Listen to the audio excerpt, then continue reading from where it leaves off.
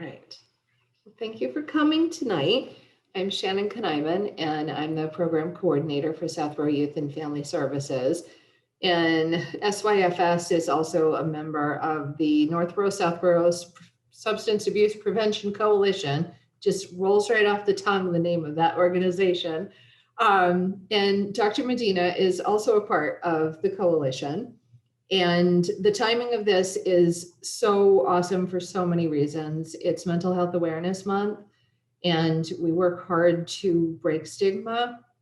And that includes around addiction issues and substance abuse. And we are super lucky to have Dr. Medina as part of the coalition.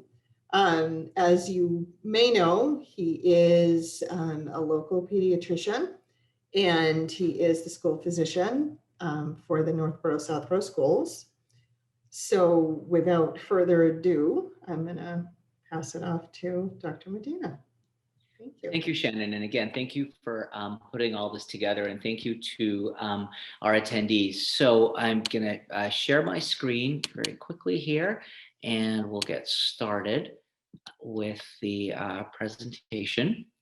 So my goal tonight, the title of the presentation is, just loading up here, is Cannabis and the Teenage Brain. But what, I really want to talk about is where we are now with cannabis, what our teenagers are perceiving, what is going on the ground in primary care and among our teenagers, and talk about ways we can help them through, what is a confusing time for many of them with regards to cannabis.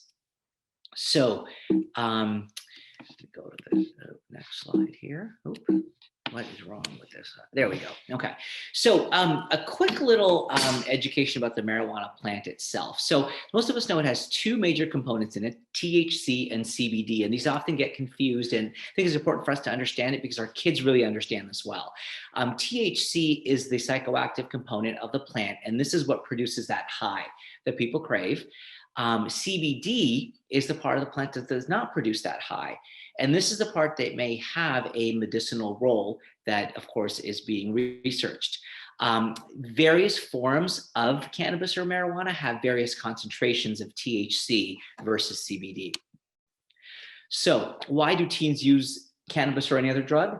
For sensation, thrill seeking. We all know that they have poor impulse control. A growing number, though, are using alone and using for self-medication for anxiety and depression. And these kids have dual diagnoses, which make it more challenging to treat them.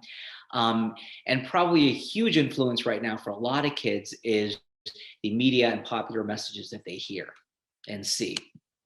So this is a slide from 2017. It's national data, but what I really like about it, it visualizes very well the trend that's been going on in the past decade of teens not seeing marijuana use as risky. So when you look about here, this is about 2016, 2017, and only 30% of 12th graders think that using marijuana regularly poses a risk to them. It was up much higher earlier in the early 90s. And when you look back here, the early to mid 90s had the lowest rate of cannabis use. And then it slowly started to increase as teens have perceived this to be less risky. So I often refer to this industry now, big cannabis, as the new big tobacco. There's a lot of advertising out there that's geared towards teenagers that they see on social media. A survey in the Cincinnati suburbs found that 100% of teens had been exposed to some form of marijuana advertising. And in a state like Ohio, recreational sales are still in the process of being legalized. Social media messages will decrease their perception of the harm of marijuana, of course, and even teens who see ads for medical marijuana are more likely to use the drug. And you can kind of see what some of these ads look like that are easily found online. You've got a football player, saying that I'm using this for a chronic pain. Or you've got these vape products that look very appealing to kids. California has done a lot of good work in studying this, and they surveyed 5,000 middle school students for 7 years. And they found that the number of teens who viewed ads increased from 25% to 70% during that time span. And obviously that led to increased rates of use and higher rates of negative consequences. So California also did a study where between the early days of legalization and then a year later, and they found a 23% increase in past 30-day use among the 3 million kids they surveyed in 7th, 9th, and 11th grade, and an 18% increase in lifetime use. This is hot off the presses in 2021. So, but we can't underestimate a very powerful influence on our kids despite what they hear, and that's us, their parents. We know that teens whose parents talk to them regularly are much less likely to use drugs and alcohol by about 42%. And they're more likely to listen to you if they know that you're on their side, telling them that really the focus is caring about their health, wellness, and success. So, that's great. So talking to a teen who is using marijuana, if you find that your teenager is, again, it's being open and honest, having a factual discussion, giving them data, no judgment or punitive action. I really think that does not help them in the long run. Showing empathy, avoiding home drug tests, that time is better spent just talking to them and telling them that you're on their side. This question gets asked a lot to parents, and I actually get this asked in the office by my own patients. Did you ever try marijuana when you were younger? So my advice is to adults, be honest if you did. The best thing your teenagers like about you is your honesty and knowing that you were also vulnerable like them when they were younger. And discuss your experiences, discuss adverse effects, discuss regrets. And, you can even say, I was one of the lucky ones who didn't have any long-term effects, and maybe talk about somebody that did. So what do our kids really think about marijuana? And Ty Sells is a prevention worker in Ohio who does a lot of work on marijuana. And I love, some of the pictures and information that he has. And, one of the first things that kids will throw at us right away is marijuana is not as bad as other drugs. So my answer, it is not as bad being the operative word here. So I asked them, what's better for you, smoking weed or not smoking weed? Tell me how your life is better. And it's sort of the analogies. Would you rather jump off a four-story building or an 8-story building? And of course they're seeing stuff like this that says alcohol kills and cannabis chills or good weed. So, it's important for us to have that counter message available for them. So get this all the time, but doctor, marijuana is natural. Mom, dad, marijuana is a natural thing. What's wrong with it? Natural does not mean safe. I mean, that's an easy one, I think.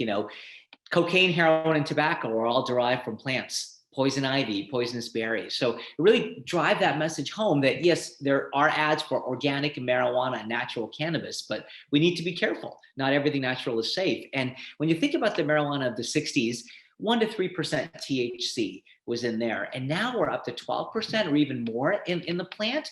And that didn't happen by evolution that quickly. This was genetic modification of the plant. This one I get all the time, but it's not addictive. I know nicotine's addictive. I know alcohol is addictive. I know opioids are addictive, but marijuana is not. And I get this all the time.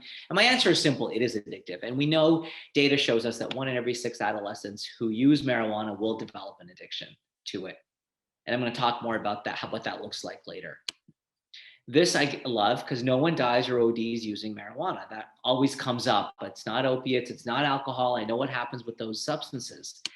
So while you can't OD on it, you can develop an acute psychotic episode by heavy marijuana ingestion in one setting, whether it's dabbing, vaping, or edibles. And I will talk more about those products later too. And a psychotic event can have an adverse outcome or even death. So not the marijuana directly, but as a result of psychosis. And this one comes up all the time, but it's medication. It's medicinal. So the reality is it's really not quite yet.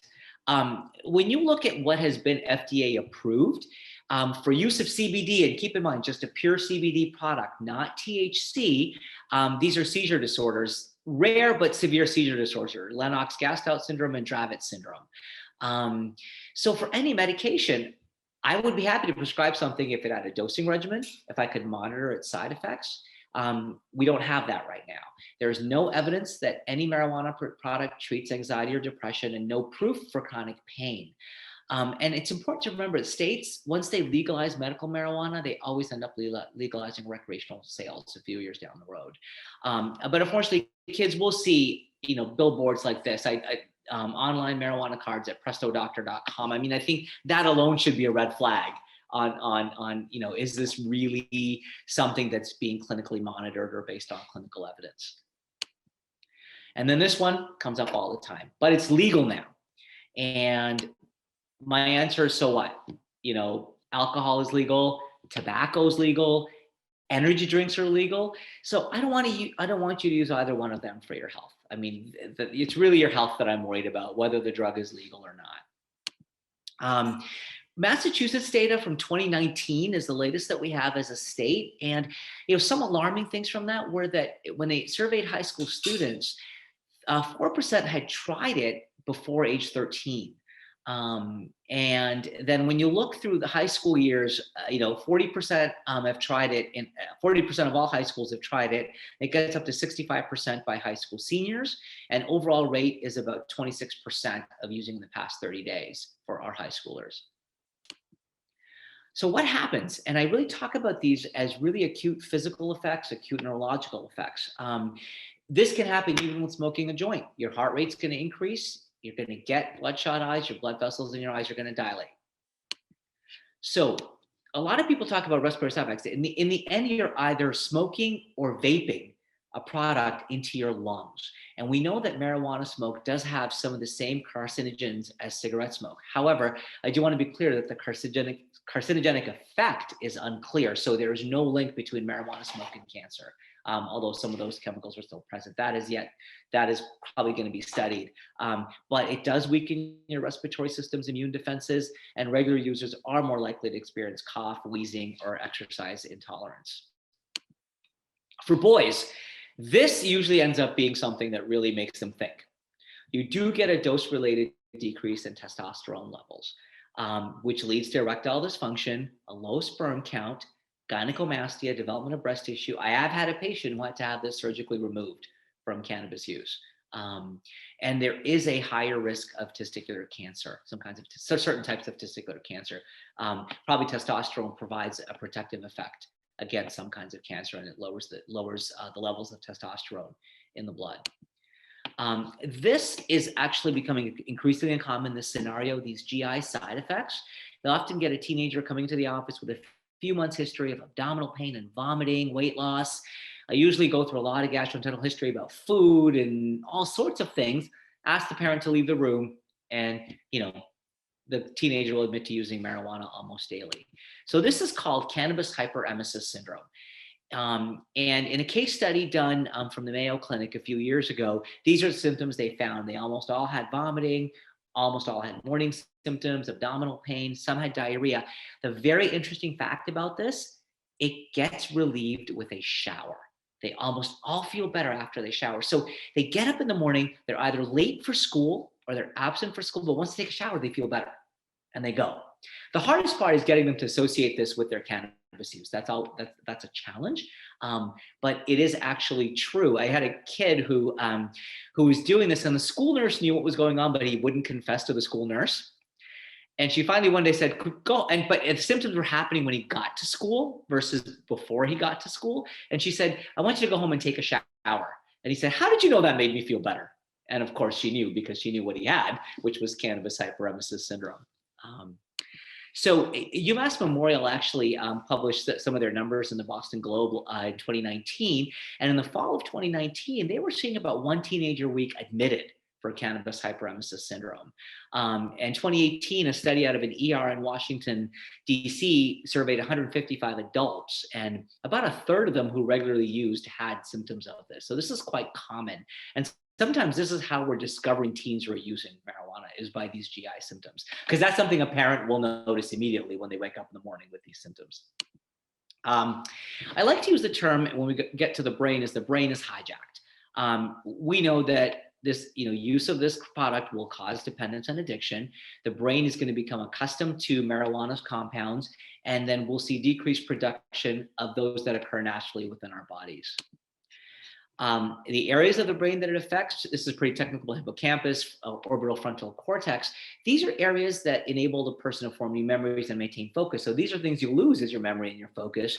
You won't be able to perform complicated tasks. And it also disrupts functioning of the cerebellum and basal ganglia. These are areas that regulate balance, posture, coordination, and reaction time. We know that use at a young age and long-term use does lead to lowering of IQ.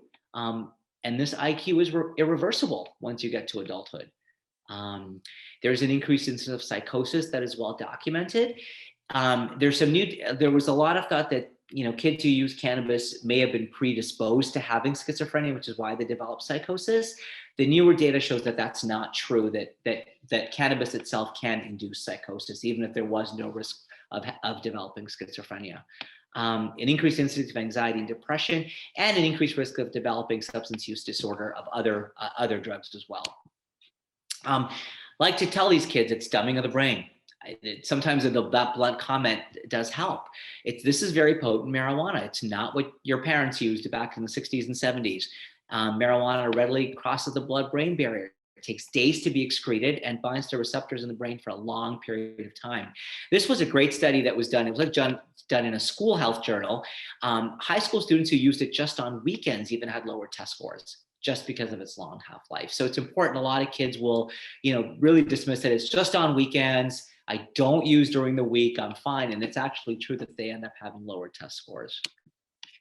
Impaired driving. I'm always impressed. Kids, we've done a great message telling kids that drinking and driving is dangerous. And they will almost always say, well, if I have alcohol, I'm never going to drive.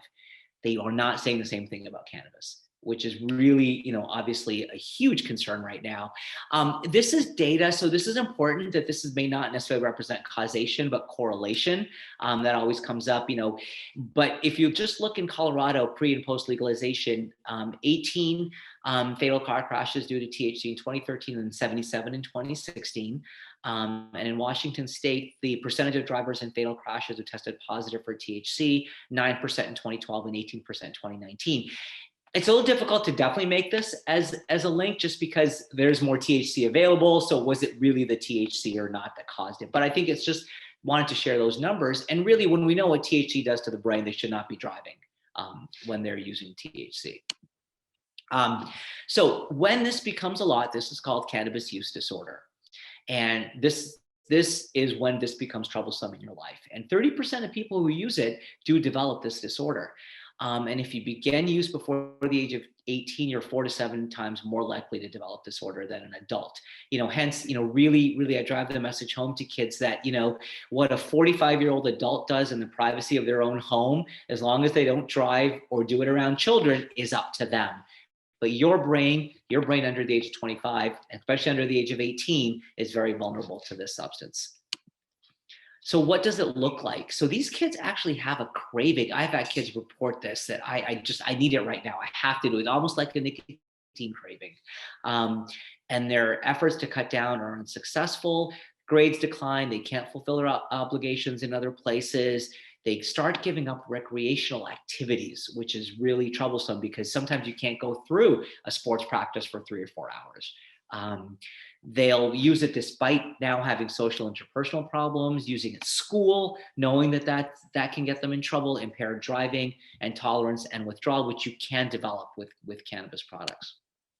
So what does marijuana withdrawal look like? Because there's a lot of misconception that it's not like alcohol, you can't acutely withdraw from marijuana. So you do start getting anxious and irritable by day 1 and have trouble sleeping at night. And of course, these are the very symptoms that will drive a user to use it again, because they don't want to feel irritable, anxious, and they want to be able to sleep. Day 2 to 3, they start getting cravings, sweats, and chills. And by day 4, you begin this long withdrawal because your brain was so accustomed to marijuana's compounds, it does not know how to feel good anymore. And you do get those symptoms of depression that develop with long-term withdrawal from cannabis. So this is also a question that comes up a lot. Is this really a gateway drug? And I tell you, teenagers will argue this one beyond belief. They will continue to argue that it's not a gateway drug. So short answer, yes, because it is typically used before progression to other drug use. We know this. We know that when you inhale THC, you fire dopamine in your brain and you feel that high, that pleasure. And eventually you get what's called dopaminergic blunting. You cannot produce your own dopamine. You need a substance to do it. And if cannabis can't do it for you, you will go to other substances. So, however, what's important to know is most users of marijuana will not go on to use other drugs. And that's something we have to say, that it is a gateway drug. Most users won't. Got to clarify that. And it is not the only gateway drug. I mean, alcohol and nicotine for kids are gateway drugs. Another common misconception that's out there that teenagers believe is that cannabis helps with opioid use disorder, that it's a treatment. And if I use it, I may not use opioids. I can use it for pain or do this. So it turns out this study done in the Journal of Psychiatry in 2018 showed the exact opposite. They followed people for 3 years who used cannabis and found that they actually had an increased risk of developing an opioid use disorder, not a decreased risk. And I have to tell you from my own personal experience, I have a small number of teenagers that I treat who have opioid use disorder, and they all started with marijuana or alcohol. They all did. So I think that's an important message to drive home to these kids because they're hearing quite the opposite. And then now we get into this whole new phenomenon of marijuana vaping. And for me, this is a huge concern now for us because it really, brings home to the point that we are now looking at another very dangerous way of using THC. You don't get the smell. They can easily use it without being detected. And when people vape rather than smoke, they tend to consume even higher concentrations of THC, which means greater exposure in an acute setting. And as you can see in these pictures, it looks just like a jewel pod, except for that little symbol in the middle. And the company that makes this is PAC. So it exactly looks like what a jewel looks like. But it is high potent THC. It works the same way that jewel works. And again, these products are advertised and really geared towards a younger population, and up to 95% THC in some of these extracts that can be put into a vape device. And the onset is very rapid, and a single dose can lead to acute psychosis.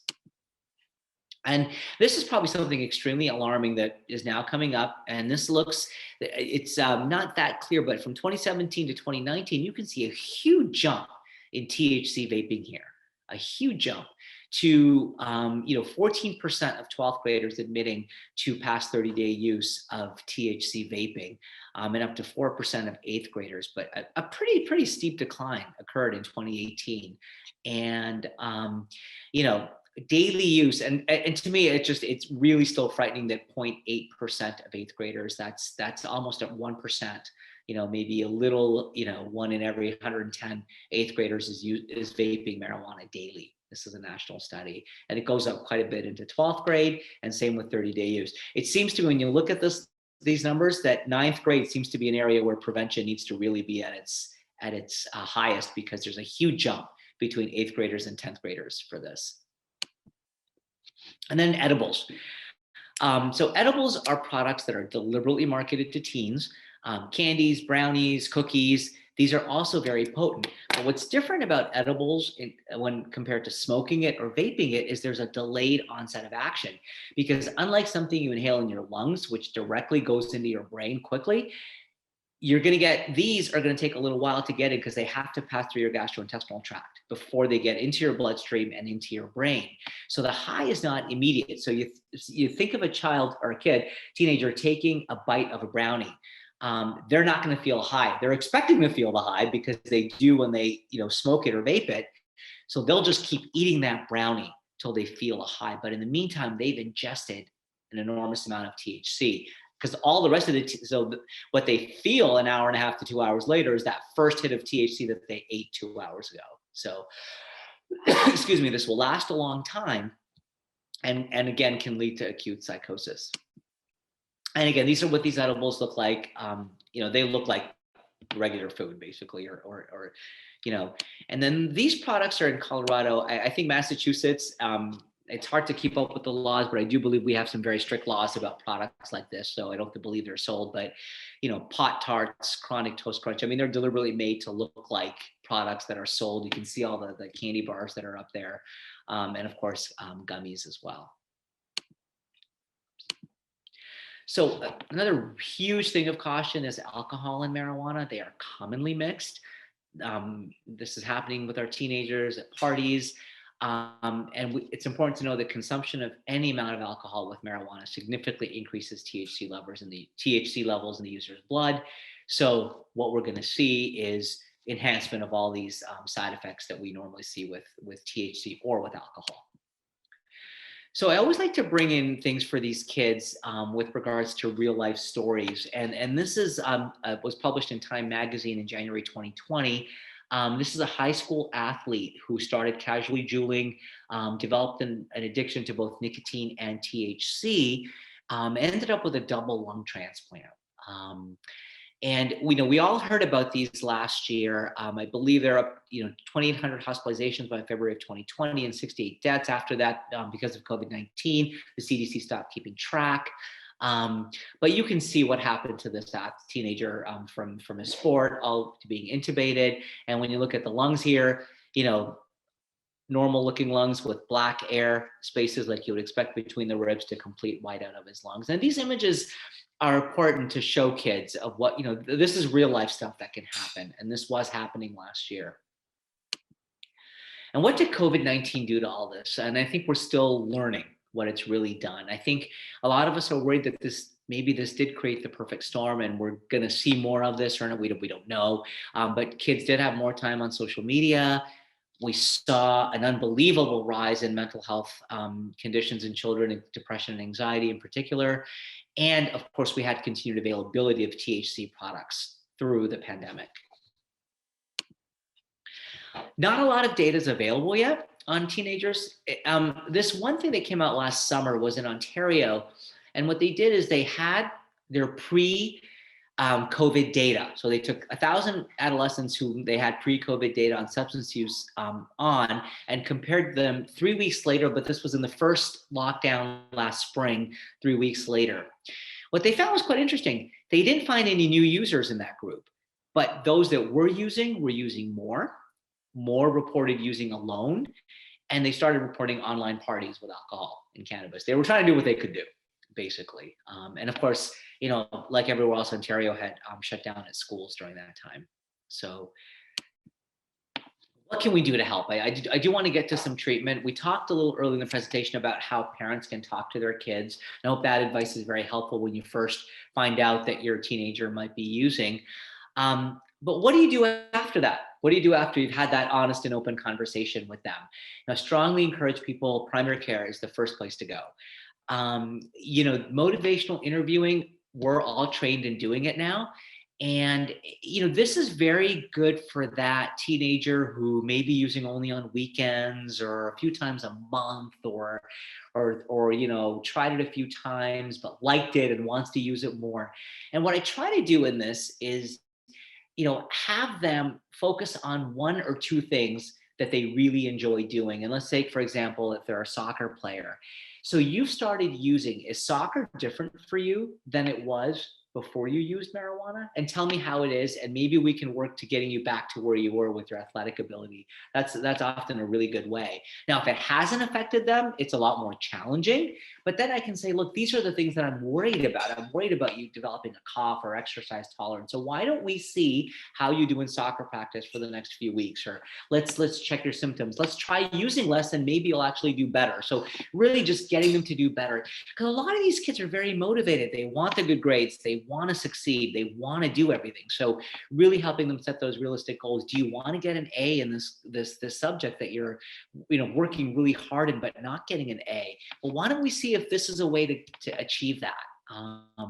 And then seeing them every few weeks to go through this works. Now, for some kids, that's not enough. You can have kids who may actually be using more, than a few times a month or on weekends. They've used every other day. They're using after school. So this is a method of treatment called the adolescent community reinforcement approach. It's been clinically studied to be very effective in helping teenagers, not just with cannabis, but with alcohol and nicotine as well. It's done by a mental health clinician who's trained in this. There are clinicians in Massachusetts that do this. It's typically about a 14-week program where you meet with a clinician once a week. They do try to involve the family as well. And it starts with motivational interviewing, but uses other techniques as well, just because the use is so much more. And this also has been proven to be very effective. My biggest challenge is getting the teenager there to do it.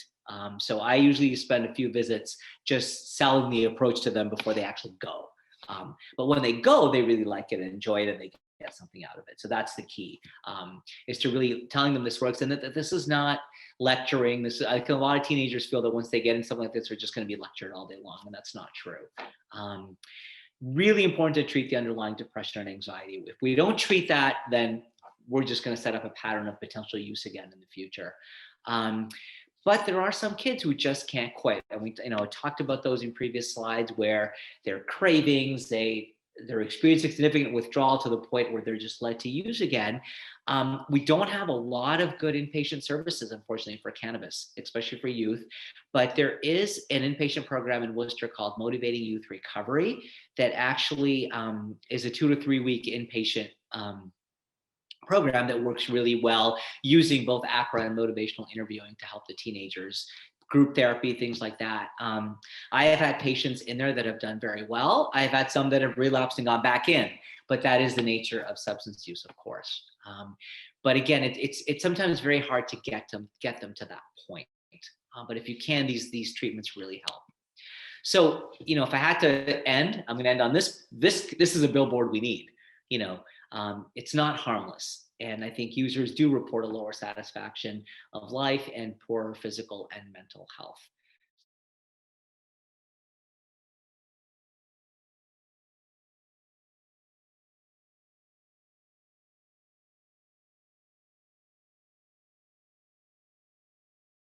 Okay, good evening, everybody. My name is Sarah Castle. I am the Director of Southborough Youth and Family Services. Welcome.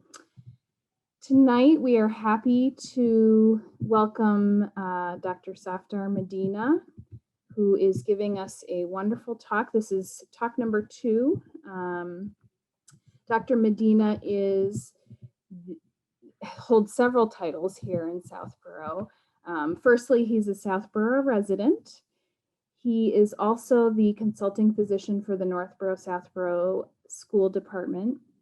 He is the pediatric director of Tri-River Health Center, a co-founder of the Southborough Neighbors for Peace, and he's also a member of the Northborough Southborough Substance Abuse Prevention Coalition. Oh, and we have one more person coming in, so I'm going to let them in. So we are very fortunate to have Dr. Medina with us, sharing he's a wealth of information for all of us, and we're very fortunate to have him in our community and as a resource. And so we are recording tonight's conversation so that we can share it with others who aren't able to be here. I would think for the purposes of tonight, Dr. Medina, maybe people could put you in speaker view. That might lend itself well to looking at the slides that you're going to share. And I'll be monitoring the chat. So if anybody has specific questions that they don't feel comfortable sharing out loud, you can feel free to do that. And without further ado, I will turn it over to Dr. Medina. Thank you, Sarah. And first and foremost, thank you for putting all this together. I'm going to share my screen, and hang on one second. It's a little tough with Google here, so I'm just going to take a second to do this here and then share it. All right, here we go. Oh, okay, there we go. Let me just get this into present mode here. Right. So, what I'm going to talk about today is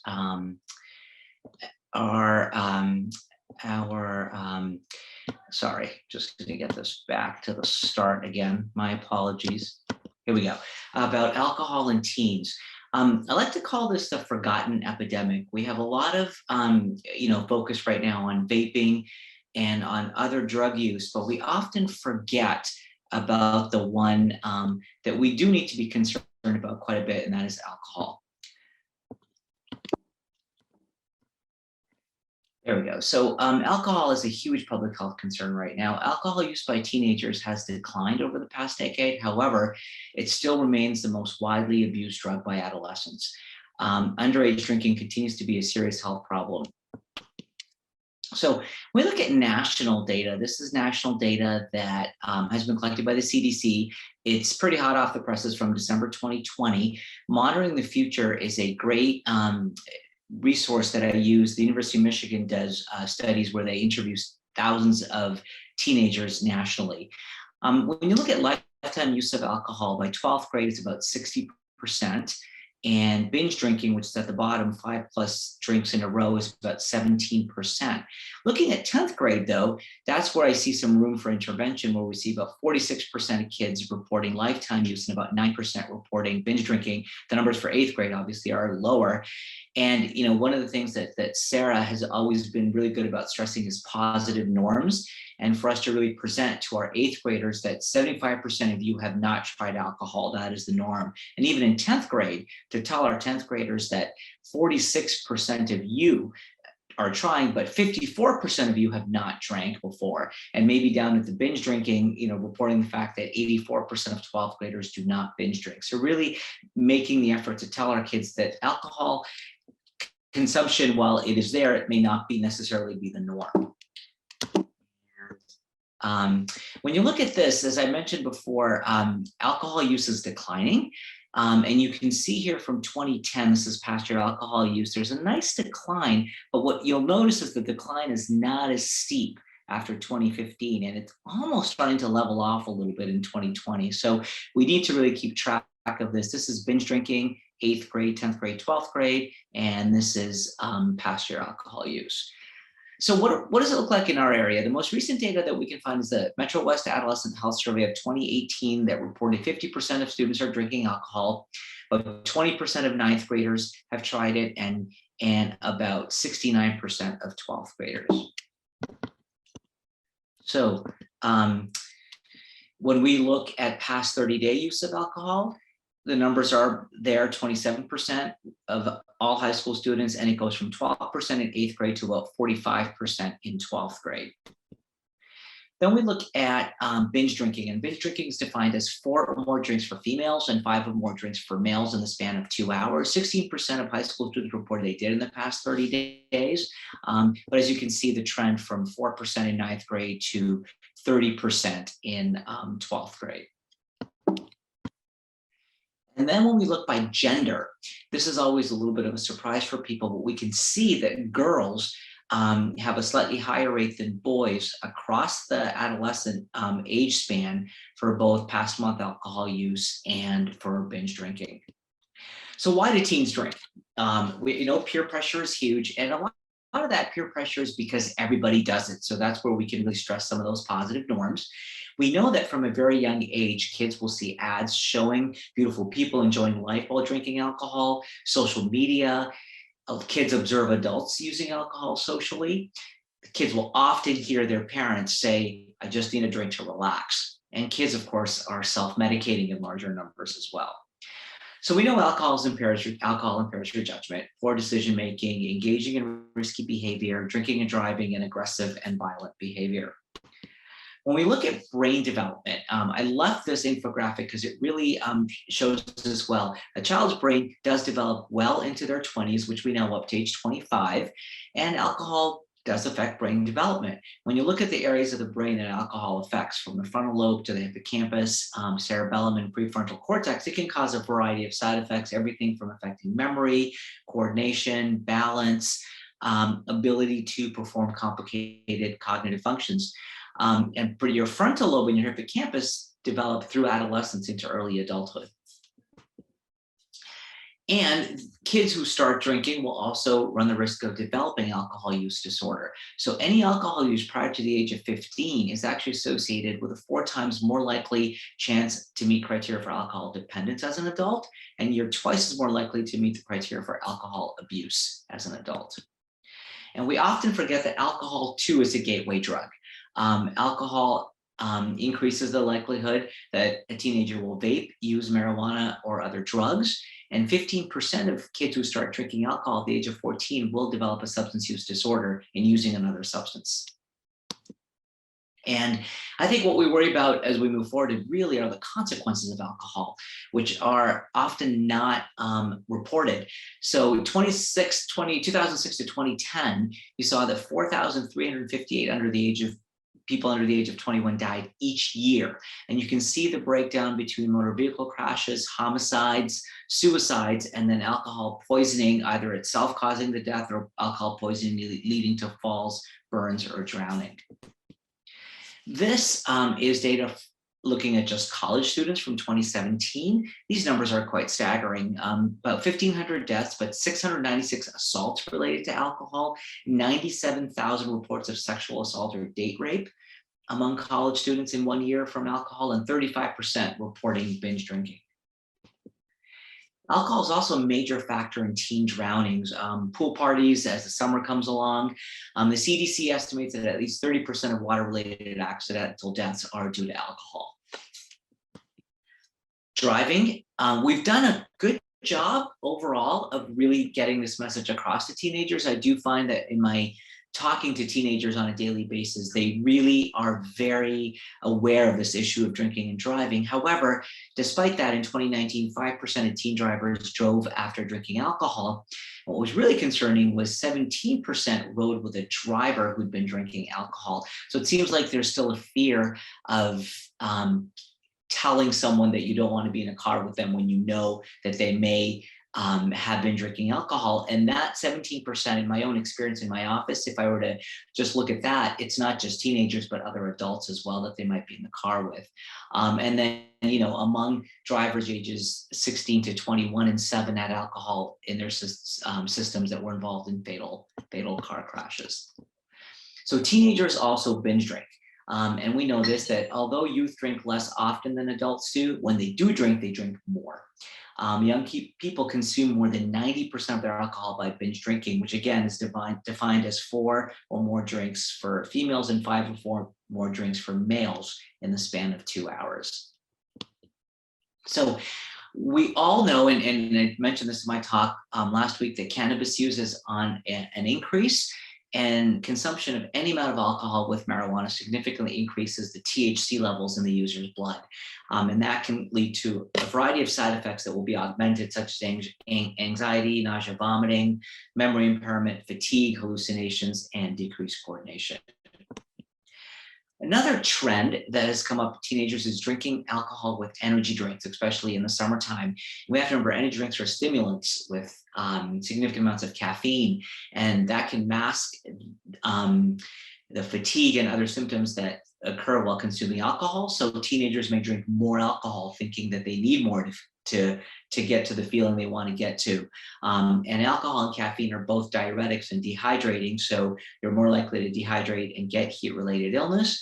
And directly, the ingredients in this, particularly caffeine, will hinder the body's ability to metabolize alcohol. I want to talk a little bit about different medications in alcohol, because this is also a problem that we see. Alcohol and benzodiazepines. I am a firm believer that teenagers should not be prescribed these addictive medications for treatment of anxiety unless it is under the supervision of an experienced adolescent psychiatrist who works with the parents. Alcohol should not be mixed with things like Xanax, Klonopin, or Ativan. This can lead to sedation, respiratory depression, and even death. ADHD medication.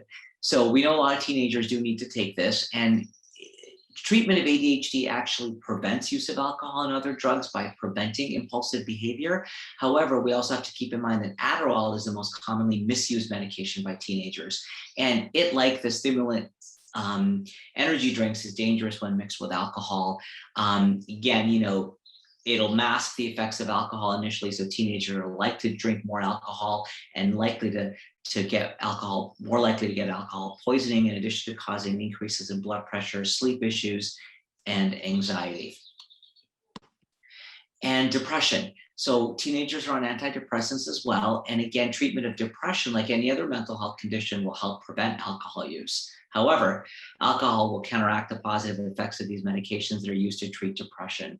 So I really counsel kids on this. If they're on Prozac or Lexapro, one of the common serotonin reuptake inhibitors that they take for depression, that they cannot drink alcohol while they are taking these medications. Self-medication. So in the Metro West Adolescent Survey of 2018, 6% of teens consumed alcohol alone. And these were teens that were more likely to report anxiety, depression, isolation, or stress. LGBTQ youth were more likely, and minority youth were more likely. During the pandemic, we don't have a lot of data from the pandemic, but one study out of Ontario in their first few months of lockdown questioned kids into that lockdown and compared the results with what they had before their lockdown. And they did find that more teenagers were consuming alcohol and drugs alone during the pandemic. Alcohol and risk of suicide. This is data from 2013, and I chose it because I like the visual in this. You can see the rates of suicidal ideation and suicide attempts in non-drinkers versus casual drinkers versus binge drinkers. And there's a nice rise there that you can see, unfortunately. And we all know that the rates of suicidal ideation and attempts are much higher now, but we can see how much alcohol augments those rates and increases the chance of a teenager developing suicidal ideation. And acute alcohol intoxication. I have seen this a few times in my life in patients, and this is really a horrifying thing to see. These kids will violently vomit, they'll have slow, shallow breathing, they'll be sedated, their blood sugar will be low, they can suffer seizures, coma, or even death. High-risk sexual behavior is also a problem. In our own Metro West Adolescent Health Survey, 22% of high school youth reported using alcohol or drugs prior to their last sexual encounter. And just as a word, I did mention this at the onset, but this Metro West Adolescent Health Survey is of 10 to 12 towns in our Metro West area. This study I like because it actually shows us really what alcohol can do. And this was a survey of female college students. And when you look at the graph, you can see that when you look at sex with a stranger, 90% of those encounters involved alcohol, and just above 60% of those involved binge drinking. And you can see that the riskier the sexual encounter, the more alcohol the college student drank. So advertising, I just want to take now a moment and shift gears to talk about influences on kids. So young people view about 2,000 beer and wine commercials annually, and most ads are actually observed during sports programming, and especially special sporting events. So, and the average rate is about 2.4 alcohol commercials per hour. So things like the Super Bowl.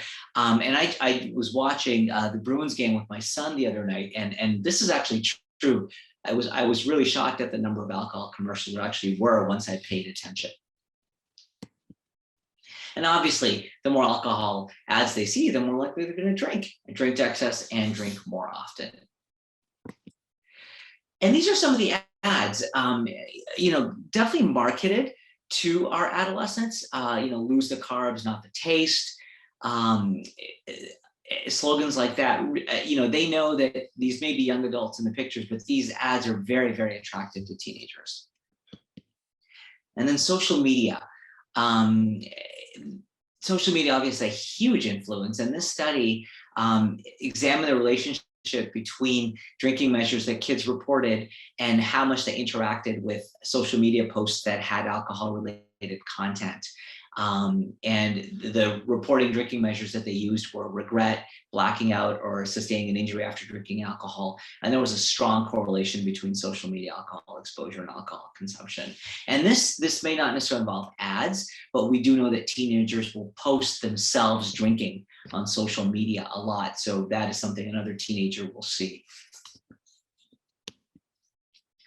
I always talk about family history is a huge issue, and I encourage parents to talk about their family history with their children, because a family history of alcoholism is going to increase the result of a teenager developing an alcohol use disorder, and not just alcohol, but use of other substances as well in the family, whether it was opioids or marijuana, can also increase the risk for developing alcohol use disorder. This is always shocking to me in how easy it is for teens to get alcohol. When I ask them in the office, I often don't get a direct answer, but they all report it was very easy to get. And 72% of all teenagers do not have to pay for it. So sometimes we use cost as a deterrent for teens for substances, but it doesn't seem to work for alcohol. A lot of them report getting it from friends or family members, from parties, and underage drinkers who pay for alcohol do usually give money to someone else to buy it for them.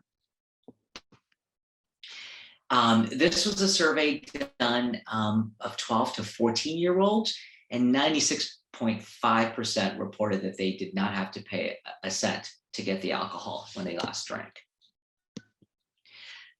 And one thing I can always say about all the influences on kids, for parents to remember that they play a vital role. It's so important that we talk to our kids about the dangers of drinking. And when you drink, please drink responsibly if you do, and remind them that the brain of an adult is very different from the brain of a teenager. You know, that positive role modeling goes a long way. It's really important to connect with your children's friends and actually connecting with their other parents, so you can all send clear and unifying messages about not drinking alcohol. And supervise parties in your house. Try to encourage your kids as much as possible to do things that don't involve alcohol. There are a lot of things out there. But most important, if you do find your teenager is using, just remember what they need is your support. I really try to avoid parents using any kind of punitive measures, because we know they don't work. What they need is our support. And accessing alcohol in the home. So really watching unmonitored alcohol, because that can be a huge temptation. So if there's any doubt, or just always lock up the alcohol in your house. When teens are asked, 80% of them do say that their parents are the leading influence on whether to drink, even as they get into high school and college. So you sending that strong message goes a long way. And if you survey them, 42% are teens whose parents talk to them regularly about drugs and alcohol are 42% less likely to use substances than parents who don't. And they're going to listen to you when you're on their side, when they know that you're on their side. Really tell them that you're doing this to care about their health, their wellness, their success, and be very open and honest with them. That's what they appreciate. This brings me to that question. Did you drink when you were my age? I actually get this asked in the office, doctor, did you drink when you were my age? And tell me about it. And I think it's really important to talk to kids honestly and admit to using alcohol if you did when you were a teenager, and then say it was a mistake. You know, discuss something embarrassing that happened to you. Talk about what you suffered, if you did suffer a negative consequence. And if you didn't, phrase it as being one of the lucky ones that didn't, suffer a negative consequence from using alcohol. How can we help from a policy level? There are a lot of things being done in different areas. Increasing alcohol taxes is one, and I think that's a great way to hinder it, although a lot of teenagers do get it for free, but there may be older siblings that do go out and buy it for them. Having host liability laws, which we do have in our towns, in our communities. Regulating the number and concentration of alcohol outlets. This has actually been shown to decrease teen drinking, and really helping enforce laws that prohibit alcohol sales to minors. This comes up a lot, and I want to talk about other countries. I do find a lot when I talk to families that they will ask, well, maybe we're approaching this the wrong way. In Europe, alcohol is given to teenagers regularly. They're much more relaxed about it. But when you look at the actual rates, a different story is actually told. So this is youth binge drinking in the past 30 days. reported by the World Health Organization. And you can see where we are in the United States at about 20% with a legal drinking age of 21. And what we have is we have good prevention programs, good targeting to youth about the dangers of drinking and driving. But as you go down that list, you can see those numbers.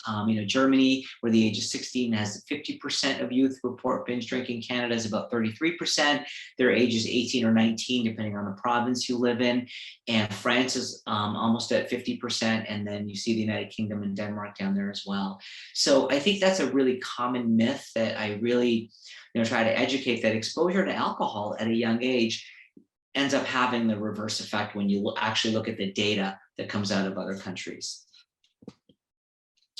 So all that being said, I think where parents really struggle is, what if they find their teenager is using alcohol? What if they find that their teenager's grades have declined and they, see that they've taken alcohol out of the liquor cabinet, or they've been drinking alone?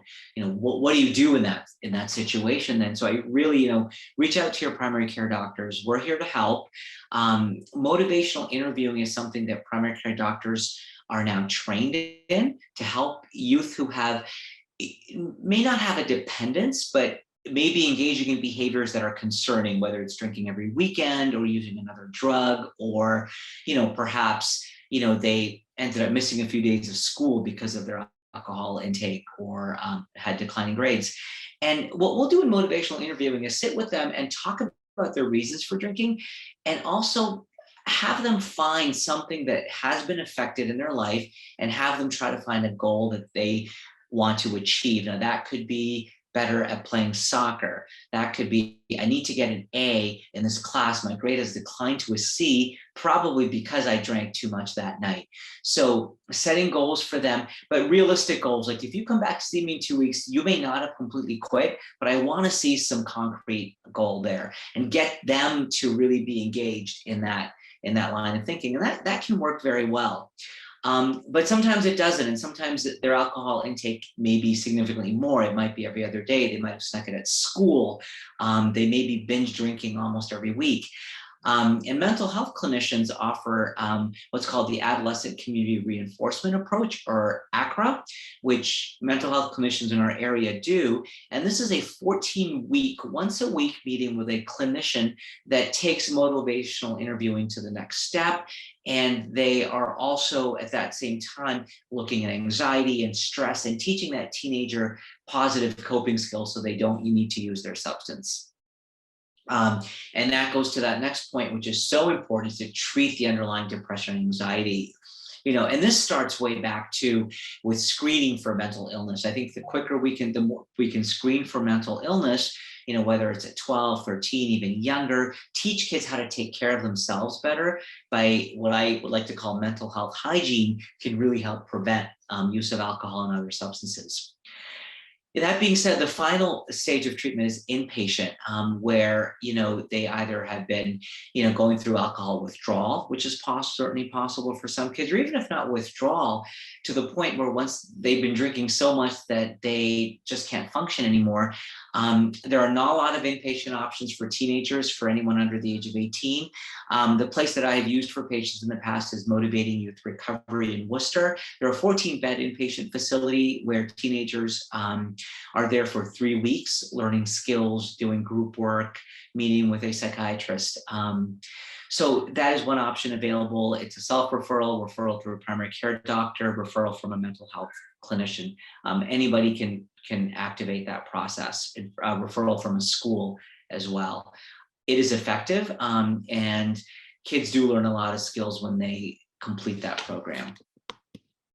So to end, so I can give some time for questions, I just want to talk about 2 scenarios, and maybe, people want to discuss these scenarios, but these come in quite a bit. And maybe in light of some of the things that I've shared tonight, people may think differently about these scenarios.